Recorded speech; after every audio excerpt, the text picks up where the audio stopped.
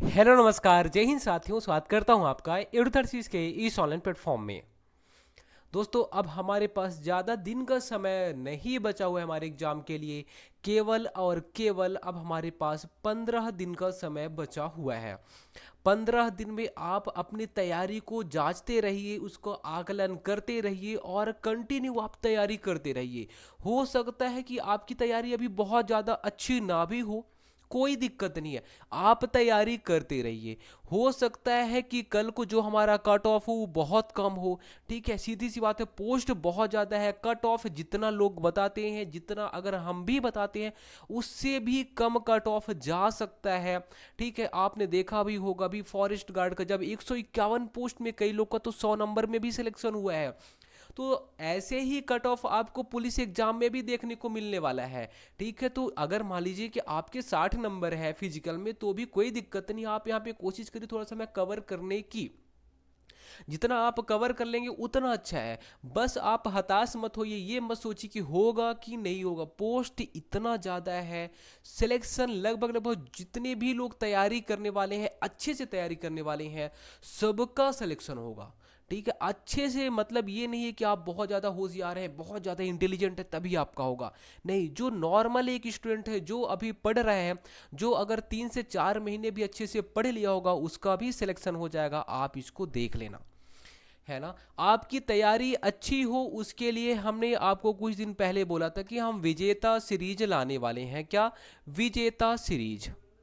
अब ये जो विजेता सीरीज है, इसका कुछ उद्देश्य होगा लाने का? बिल्कुल, इसका उद्देश्य ये है कि हम आपके सामने क्वेश्चन लाने वाले हैं जो बहुत इंपॉर्टेंट हैं। ठीक है, हम क्वेश्चंस लाएंगे जो कि बहुत इंपॉर्टेंट क्वेश्चन रहेंगे। कैसे क्वेश्चन रहेंगे? तो जो आपको सिलेबस मिला गया है, आप बोलेंगे हाँ हमें तो सिलेबस मिल गया है। बिल्कुल, सिलेबस जो आपको मिला है वही सिलेबस के, जैसे कि आप देखेंगे जैसे छत्तीसगढ़ के साहित्यकार एवं रचनाएं आपकी सिलेबस में मेंशन है, बिल्कुल हमने ऐसे ही ला दिया। ऐसे ही छत्तीसगढ़ के जो लोक पर्व हैं, जनजातियां हैं, उसको भी आप सिलेबस में देखेंगे मेंशन किया गया है, उसकी भी एक क्लास ला देंगे।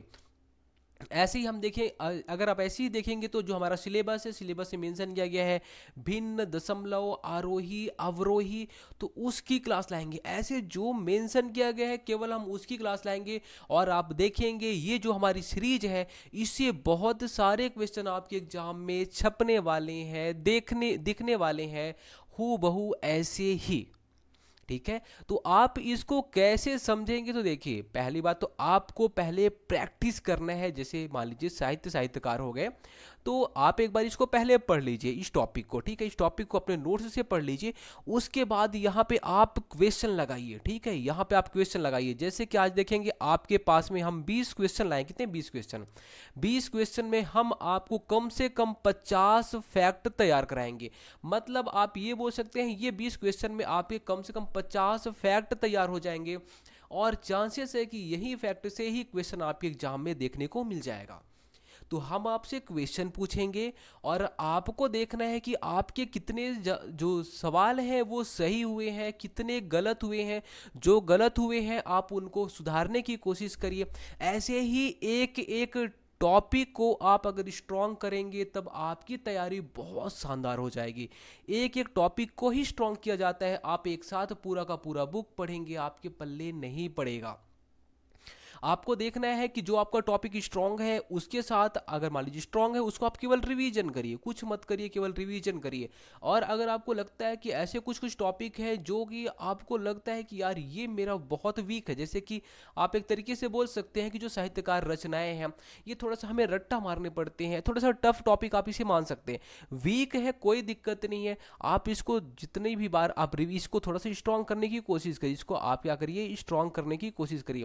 अगर मान लीजिए उसके बाद भी आपको लगता है कि यार ये थोड़ा सा वीक, बहुत ही ज़्यादा वीक है, कुछ मत करिए।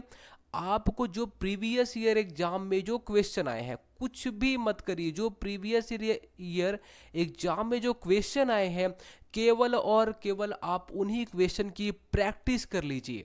अगर आपको ऐसा लग रहा हो कि ये टॉपिक मुझसे, जो भी टॉपिक आपसे नहीं बन रहा है, तो प्रीवियस ईयर में जो भी क्वेश्चन आए हैं उस टॉपिक से, उसकी आप प्रैक्टिस कर लीजिए। आप जाएंगे, आप देखेंगे वही क्वेश्चन आपको देखने को मिलने वाला है।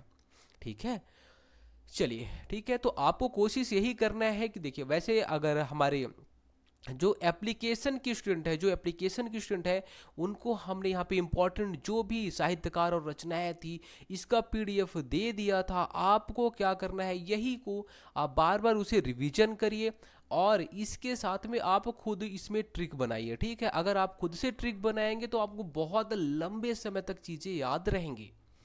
चलिए, बातें हो गई हमारी बहुत सारी, अब हम चलते हैं पहले क्वेश्चन की तरफ। पहला क्वेश्चन बोलता क्या है?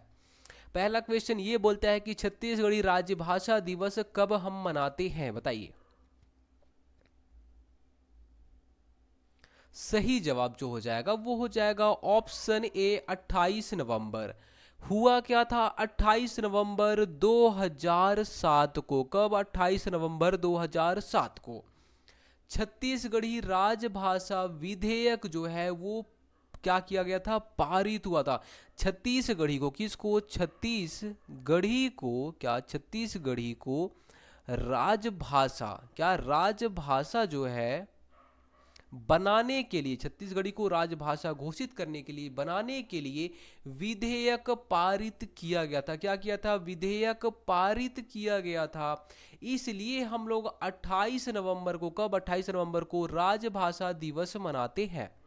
पहला, आपको यहाँ पे क्या क्या याद रखना था? 28 नवंबर को राजभाषा दिवस मनाते हैं, 28 नवंबर 2007 को विधेयक पारित किया गया था। ये दोनों चीज़ें आपको याद रखनी है। ठीक है, उसके बाद मान लीजिए अगर आपसे कोई ये पूछता है कि आप बताइए राजभाषा आयोग के पहले अध्यक्ष, छत्तीसगढ़ी राजभाषा आयोग के पहले जो अध्यक्ष है छत्तीसगढ़ी राजभाषा आयोग के, उनका नाम आपको याद रखना है श्यामलाल चतुर्वेदी। क्या नाम है? श्यामलाल चतुर्वेदी। श्यामलाल चतुर्वेदी, ये आपको याद रखना है। उसके बाद अगर आपसे कोई पूछता है कि जो राजभाषा के लिए जो प्रांतीय सम्मेलन हुआ करते हैं, तो ये प्रांतीय सम्मेलन कब से शुरू हुआ, ये भी क्वेश्चन आपके एग्जाम में बन सकता है। अभी आपने देखा था महाराष्ट्र में, कहाँ पे? महाराष्ट्र में मराठी के लिए आपने देखा होगा बहुत बवाल हुआ था।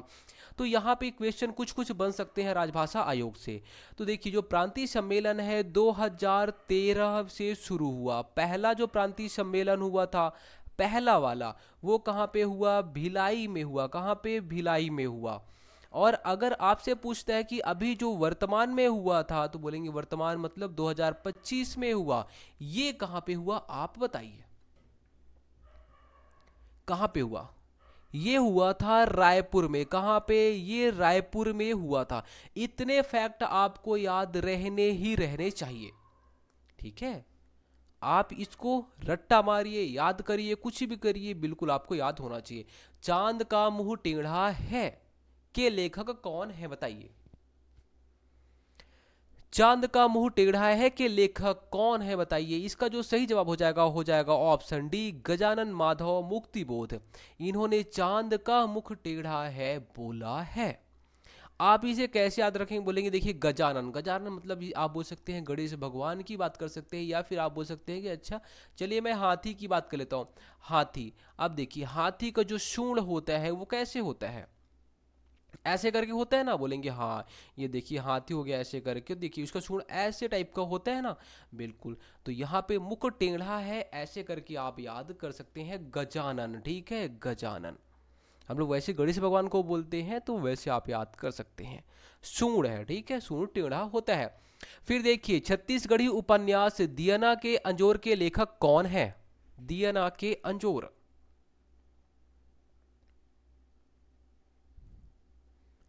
इसका जो सही जवाब हो जाएगा वो हो जाएगा ऑप्शन डी, शिव शंकर शुक्ल। हमें अंजोर, या फिर हम मान लीजिए अगर हमारे जीवन में अंधेरा चलता है तो हम किसके पास जाते हैं? बोलेंगे शिव भगवान के पास में जाते हैं, शंकर भगवान के पास में जाते हैं। ठीक है, तो अंजोर के लिए किसके पास जाते हैं? शिव शंकर, है ना। तो आप बोलेंगे शिव शंकर शुक्ल जी ने दियना के अंजोर लिखा है। इसके अलावा आपको दो चीज़ें और याद रखनी है। ठीक है, क्या याद रखना है? मोंगरा, क्या? मोंगरा, मोंगरा के रचयिता या फिर लेखक कौन? तो बोलेंगे शिव शंकर शुक्ल जी। अगर हम और एक रचना देखें, डोकरी के कहनी, किसका? तो बोलेंगे डोकरी, डोकरी के कहनी के रचयिताकार या लेखक, तो बोलेंगे आप कौन? शिव शंकर शुक्ल जी।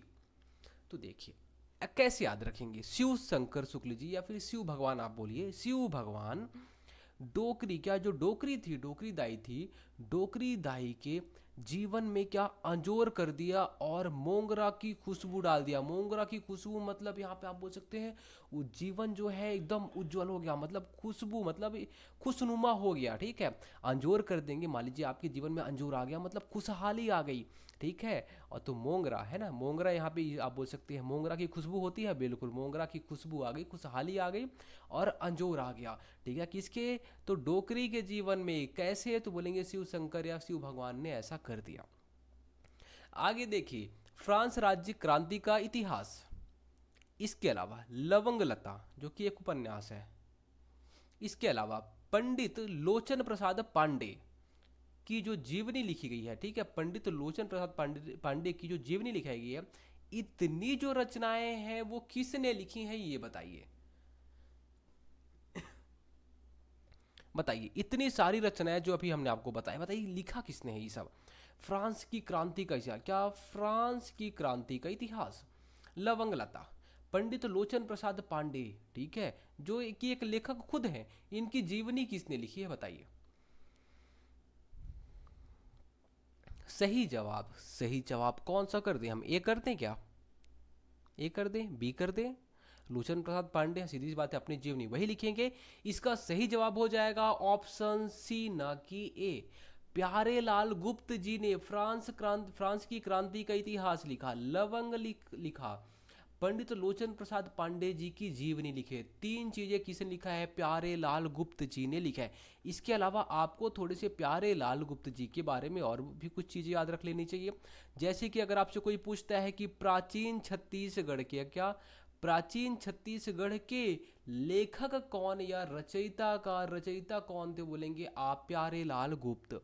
और अगर आपसे कोई पूछता है बिलासपुर वैभव के रचयिता या फिर लेखक कौन है, तो बोलेंगे आप प्यारे लाल गुप्त। क्या? बिलासपुर बिलासपुर वैभव के लेखक कौन? तो आप बोलेंगे प्यारे लाल गुप्त जी। इसके अलावा ग्रीस की क्रांति का इतिहास, भाई साहब देख रहे हैं, ग्रीस की क्रांति का इतिहास, फ्रांस की क्रांति का इतिहास, सब प्यारे लाल गुप्त जी लिख रहे थे।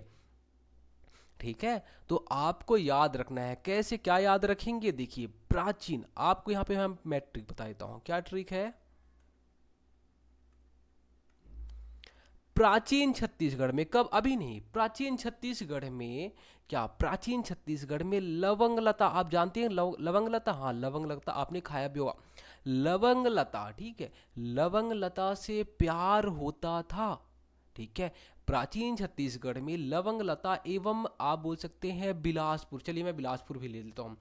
प्राचीन छत्तीसगढ़ में लवंग लता एवं बिलासपुर से, बोलेंगे बिलासपुर को हम तो उस टाइम पे क्या बोलते थे? रतनपुर। तो आप हमेशा रतनपुर का नाम सुने हो, जब इतिहास पढ़ते थे तो रतनपुर रतनपुर रतनपुर रतनपुर। रायपुर को कौन जानता था? कोई नहीं जानता था। तो बोलेंगे प्राचीन छत्तीसगढ़ में रतनपुर या फिर आप बोल सकते हैं बिलासपुर, और लवंग लता आप जो खाए हैं उससे प्यार था लोगों को, बोलेंगे प्यारे लाल गुप्त। उसके बाद देखिए, आखिर ये जो प्यार था ये हमें पता कैसे चला? तो हमने जब ग्रीस और फ्रांस की इतिहास पढ़ा, क्या ग्रीस और फ्रांस का इतिहास पढ़ा, तब हमें पता चला। तो आप ऐसे ही ट्रिक बनाइए जैसे हमने अभी आपको बताया कि प्राचीन था छत्तीसगढ़ और रतनपुर, उस टाइम पे क्या होता था? तो प्राचीन छत्तीसगढ़ में लवंग लता और बिलासपुर या रतनपुर से प्यार करते थे लोग। ठीक है, और ये हमें पता कैसे चला? ग्रीस और फ्रांस के इतिहास से या फिर उसको पढ़ के। चलिए, निम्नलिखित में से कौन सा समूह प्रसिद्ध लेखक विनोद कुमार शुक्ल की रचनाओं का सही समूह है? चलिए, ये आपको क्रम बताना है। क्या क्रम बताना है कि भाई साहब इन्होंने कौन कौन सी यहाँ पे रचनाएं लिखी हैं, बताइए।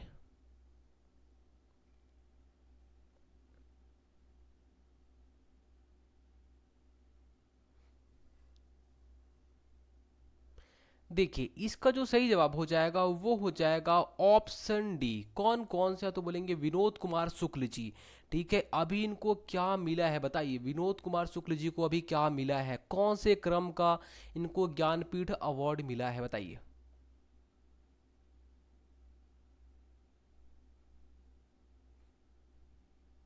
ठीक है, तो आपको याद रखना है कौन से क्रम का, 59वें क्रम का यहाँ पे क्या मिला है इनको, ज्ञानपीठ अवार्ड मिला है। ठीक है, 59वें क्रम का मिला हुआ है। चलिए देखिए, इनकी जो रचनाएं हैं वो रचनाएं भी आपको याद रखनी है। नौकर की कमीज, खिलेगा तो देखेंगे, कविता से लंबी कविता, और लगभग जय हिंद। ठीक है, लगभग जय हिंद, इतनी चीजें तो इन्होंने लिखी थी। ये इन्होंने नहीं लिखा था, ये आपको याद रखना है। ठीक है, आगे देखिए, और इनकी जितनी भी रचनाएं हैं, विनोद कुमार शुक्ल जी की जितनी भी रचनाएं हैं, वो सारी रचनाएं आपको याद रखनी है। बहुत इंपॉर्टेंट है, मोस्ट मोस्ट मोस्ट इंपॉर्टेंट है। इनकी जितनी भी रचनाएं हैं, सारी रचनाओं को आप कैसे याद करेंगे, बस आप पढ़ लीजिए विनोद कुमार शुक्ल जी के बारे में कि अच्छा यार इन्होंने ये लिखा है, ये लिखा है, ये लिखा है, ये लिखा है। रट्टा मत मारिए, आप बस ऐसे जब 4-5 बार पढ़ लेंगे तो आपको पता चल जाएगा कि विनोद कुमार शुक्ल जी ने ये लिखा था। ठीक है, तो ये क्योंकि देखिए सीधी सी बात है, अभी इनको अवार्ड मिला है, अवार्ड मिला है इसलिए क्वेश्चन पूछे जाने की संभावना बहुत ज्यादा है।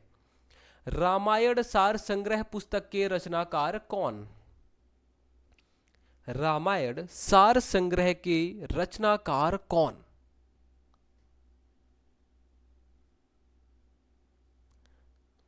सही जवाब हो जाएगा गंगाधर मिश्र। कौन? गंगाधर मिश्र जी जो है वो रामायण सार संग्रह के रचनाकार थे। ठीक है, इसके अलावा क्या, इसके अलावा उन्होंने एक चीज और लिखी थी जो कि इंपॉर्टेंट है, कोसलानंद। क्या? कोसलानंद। तो कोसलानंद, अगर आपसे कोई पूछता है कि कोसलानंद के रचयिता या फिर रचनाकार कौन, आप बोल देना गंगाधर मिश्र। ठीक है, तो देखिए यहाँ पे गंगा, गंगा कहीं ना कहीं हम अगर नाम लेते हैं तो पवित्रता आती, ठीक है, गंगा माता। रामायण, देखिए रामायण हम देखा करते थे, बिल्कुल हाँ, राम भगवान के बारे में। कौशल, अरे भाई साहब कौशल भी है, देखिए कौशल हमारे छत्तीसगढ़ को बोला जाता था। बोलेंगे देखिए सब चीजें पवित्र पवित्र हैं, राम भगवान के बारे में कौशल। ठीक है, हमारा जो छत्तीसगढ़ है, इसके अलावा गंगा, सब चीज। तो आप बोलेंगे गंगाधर मिश्र रामायण और कोसलानंद के रचनाकार थे। ऐसे करके आपको थोड़े से ट्रिक बना लेने हैं, 2-4 बार पढ़ेंगे याद हो जाएगा। छत्तीसगढ़ के पहले नाट्यकार, नाटक, छत्तीसगढ़ के पहले नाट्यकार कौन?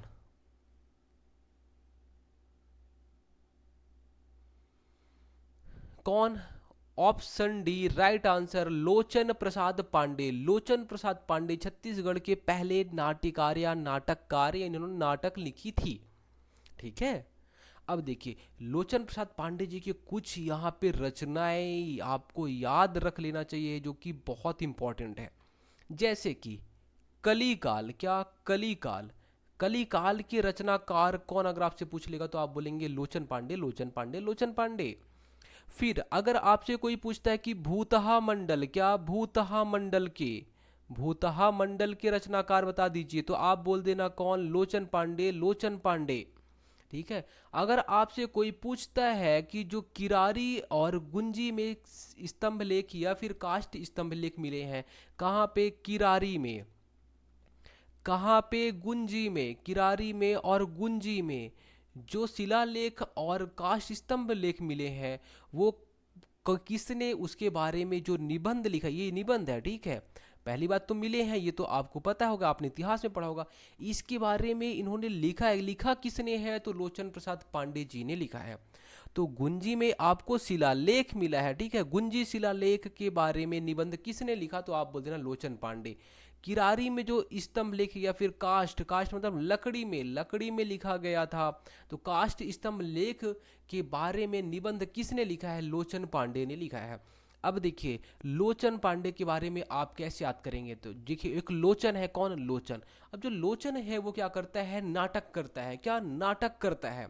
अब नाटक कैसा करता है? तो बोलेंगे वो भूत वाला नाटक करता है। कैसा? भूत वाला नाटक करता है। लोचन नाटक करता है, भूत वाला नाटक करता है। ठीक है, और कब करता है? तो कल करता है, कल करता है, कल करता है। तो जो लोचन है, लोचन भूत वाला नाटक करता है, कल करता है, कल करता है, कल है ना। उसके बाद देखिए और आखिर उसको नाटक के बारे में पता कैसे चला कि हम नाटक कौन सा करें। तो फिर उन्होंने जो लोचन है वो छत्तीसगढ़ का इतिहास पढ़ लिया, ठीक है। लोचन जो है वो छत्तीसगढ़ का इतिहास पढ़ लिया, तो उसको यहाँ पे किरारी और गुंजी में जो स्तंभ लेख या शिलालेख मिले, उससे उसको उसको नाटक के बारे में आइडिया मिला।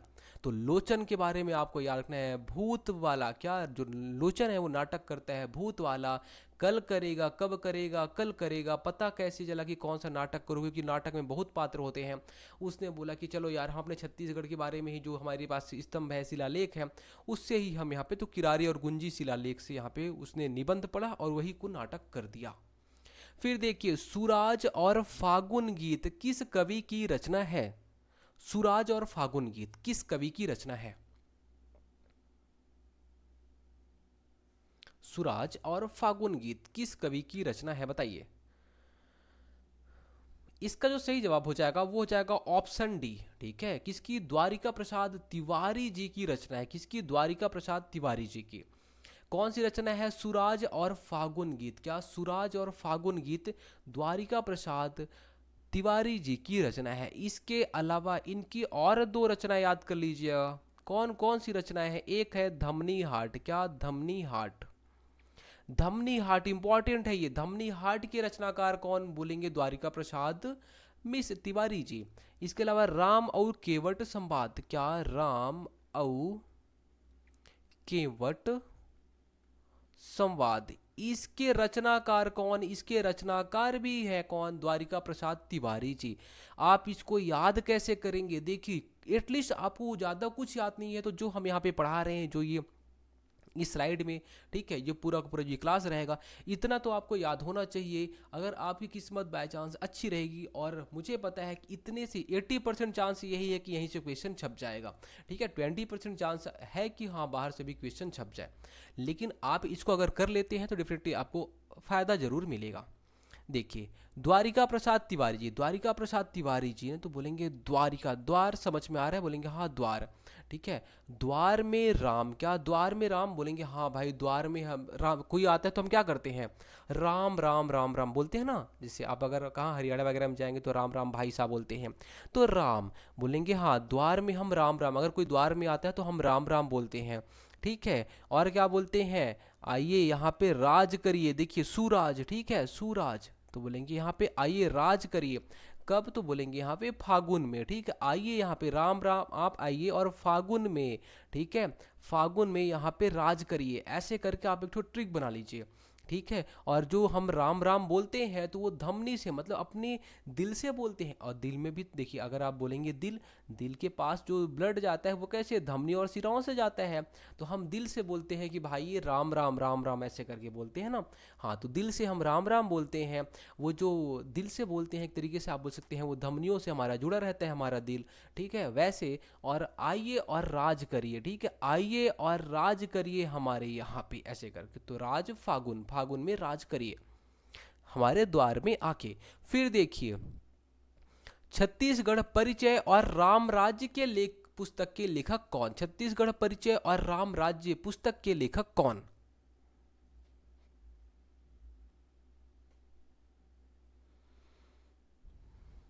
इसका जो सही जवाब हो जाएगा वो हो जाएगा ऑप्शन सी। कौन? तो बोलेंगे बलदेव प्रसाद मिश्र जी। कौन? बलदेव प्रसाद मिश्र जी, छत्तीसगढ़ परिचय और राम राज्य पुस्तक के लेखक, ठीक है। तो अगर बलदेव प्रसाद मिश्र जी का नाम आएगा तो बोलेंगे क्या क्या?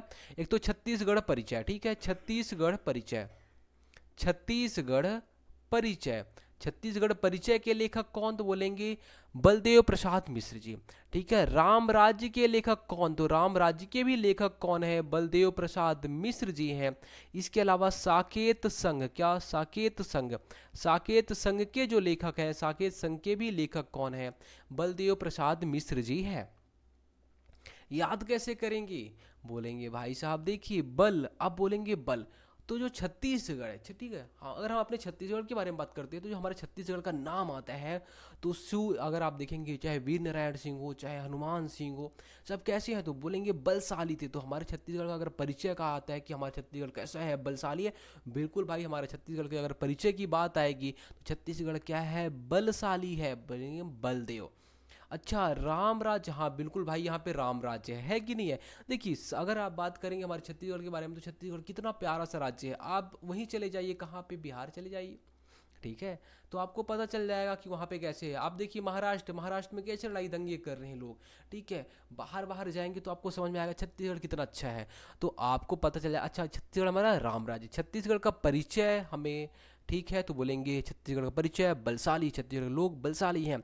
राम राज्य, बिल्कुल छत्तीसगढ़ में राम राज्य है। इसके अलावा साकेत संघ, ठीक है, तो साकेत संघ भी आप याद रखेंगे बलदेव प्रसाद मिश्र जी का है। तीन चीजें आपको याद रखनी है। उसके बाद देखिए पद्मश्री पंडित मुकुटधर पांडे, जो बिलासपुर के ग्राम बालपुर में 1895 में जन्म लिए थे। ये तो आपको अच्छा सा फैक्ट मिल गया कि जो कौन, मुकुटधर पांडे जी, मुकुटधर पांडे जी का कहाँ पे, तो बालपुर में, कहाँ पे, बिलासपुर के बालपुर में 1895 में जन्म हुआ था। उन्होंने रचनाएं लिखी थी, और इसमें से कौन सी रचना उन्होंने नहीं लिखी थी, ये बताइए।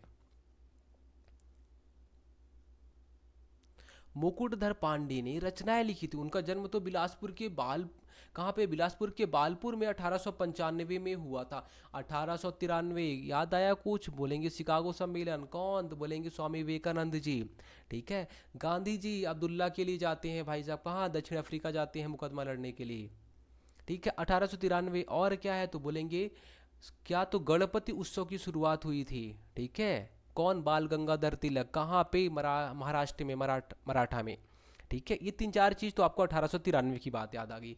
1895 अगर आपसे कोई पूछता है तो आप बोलेंगे 1895 मुकुटधर पांडे जी का जन्म हुआ बिलासपुर के बालपुर में।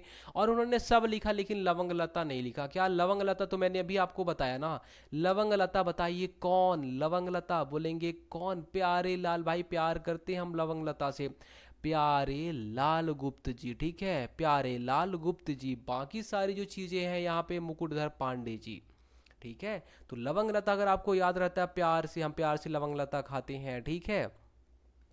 आगे देखिए छत्तीसगढ़ भाषा के प्रथम उपन्यासकार कौन थे।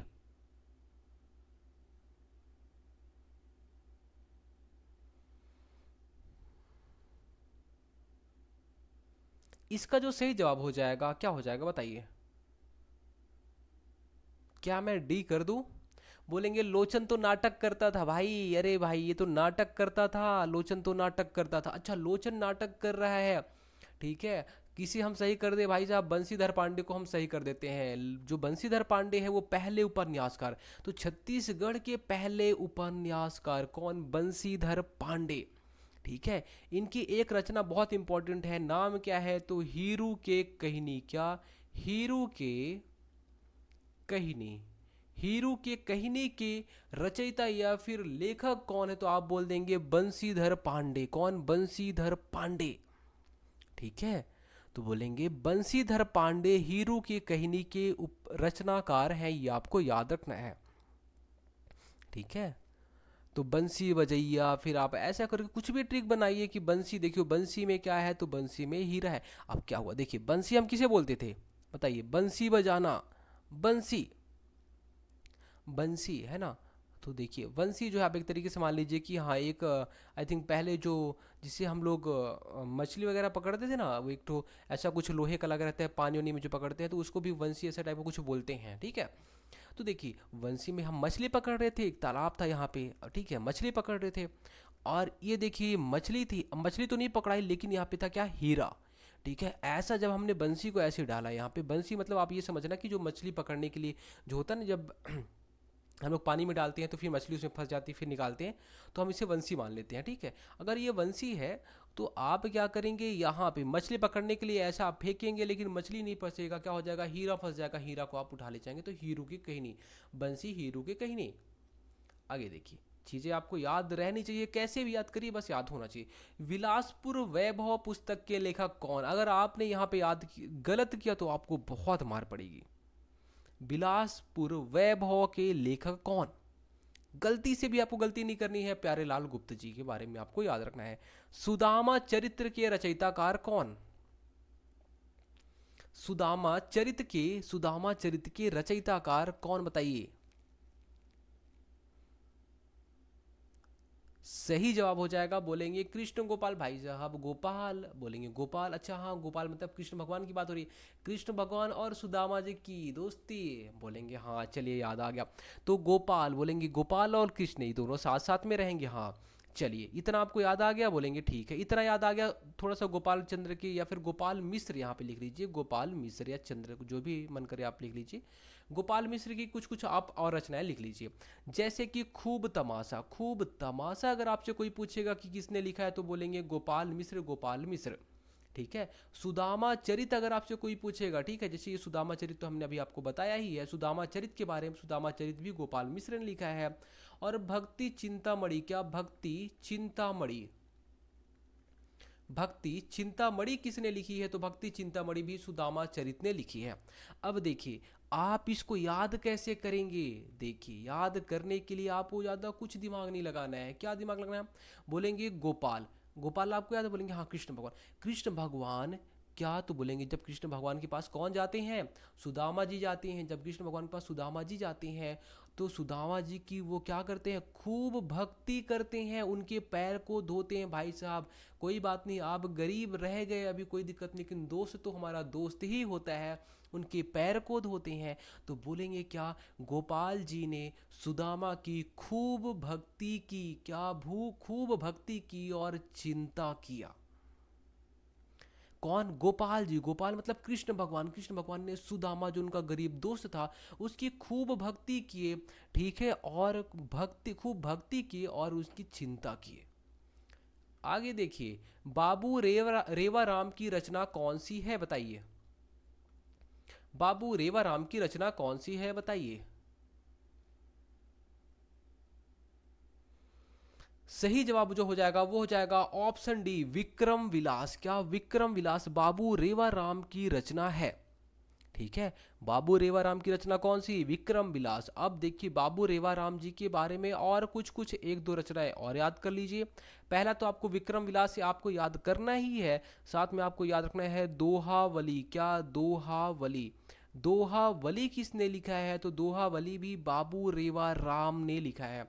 इसके अलावा रामस्व, क्या रामस्व मेघ, रामस्व मेघ, ये इसके रचयिता कौन कौन है तो बोलेंगे बाबू रेवाराम। तो बाबू रेवाराम तीन चीजों के, किसे किसके, दोहावली, रामश्वमेघ और विक्रम विलास के, किसके, विक्रम विलास के, विक्रम विलास के रचयिताकार। ये तीन चीजें आपको याद रखनी है किसके बारे में, बाबू रेवाराम जी के बारे में, ठीक है। आगे देखिए, बस्तर भूषण ग्रंथ की रचना किसने की थी बताइए, बस्तर भूषण ग्रंथ की रचना किसने किया।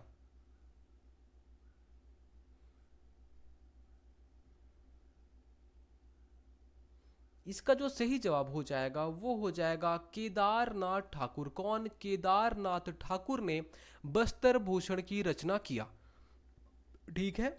तो बस्तर भूषण की रचना किसने किया, केदारनाथ ठाकुर ने रचना किया था। इसके अलावा केदारनाथ ठाकुर जी की एक और रचना आप याद कर लीजिए, बस्तर का खूनी इतिहास। क्या, बस्तर का खूनी इतिहास।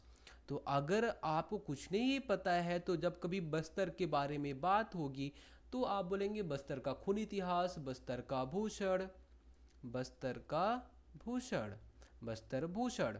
ये किसने लिखा है, केदारनाथ ठाकुर जी ने लिखा है, ठीक है। लाला जगदलपुरी भी, क्या लाला जगदलपुरी जो है ये भी बस्तर के बारे में कुछ कुछ चीजें लिखे हुए हैं, लेकिन अभी केदारनाथ ठाकुर जी के बारे में बात हो रही है। केदारनाथ ठाकुर बस्तर का खून इतिहास और बस्तर भूषण लिखे हैं।